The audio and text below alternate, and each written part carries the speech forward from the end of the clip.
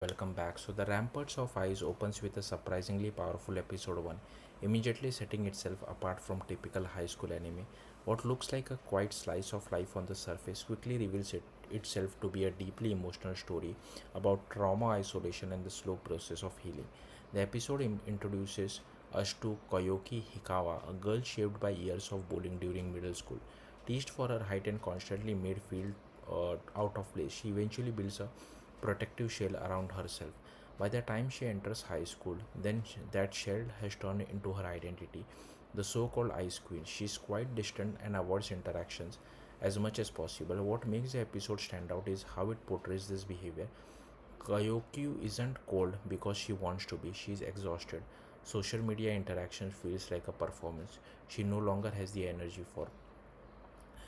The anime does a great job of showing her internal struggle without over explaining it, using silence, body language, and subtle expression to communicate what she is feeling. Things begin to shift when Minato, Amamiya, enters her life. Unlike everyone else, he isn't put off by her silence. Instead, he approaches her with a kind of persistence that feels genuine rather than forced. The dynamic doesn't follow the usual rom-com formula. There is no instant chemistry, just a slow, slightly awkward friction that hints at something more meaningful developing over time. We also meet Miki, who at first seems like the complete opposite of Koyuki, outgoing, confident, and socially successful. But the episode quickly reveals that she is also putting on a front, dealing with her own pressures to meet expectation. This parallel adds depth to the story, showing that Koyuki isn't alone in hiding behind a mask. Everyone is coping in their own way. Visually, Studio Kai does excellent job reinforcing Koyoki's emotional state. The use of lightning and tight, almost claustrophobic framing makes her world feel small and isolating. When she does speak or connect, even slightly, those moments feel significant, like tiny cracks forming in her emotional walls. But what really defines this premiere is its tone. Don't expect a light-hearted school romance.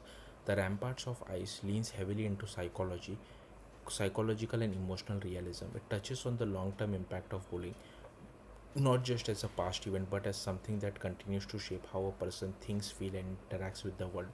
The episode even hints at specific traumatic moments from Koyoki's past, suggesting there's more to uncover.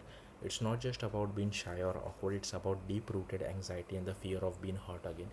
That weight is present throughout the episode, giving it a somber but authentic feel.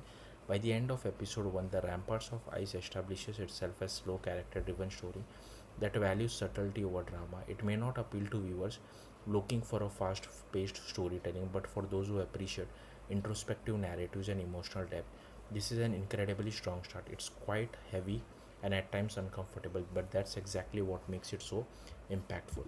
Thank you for watching. Bye.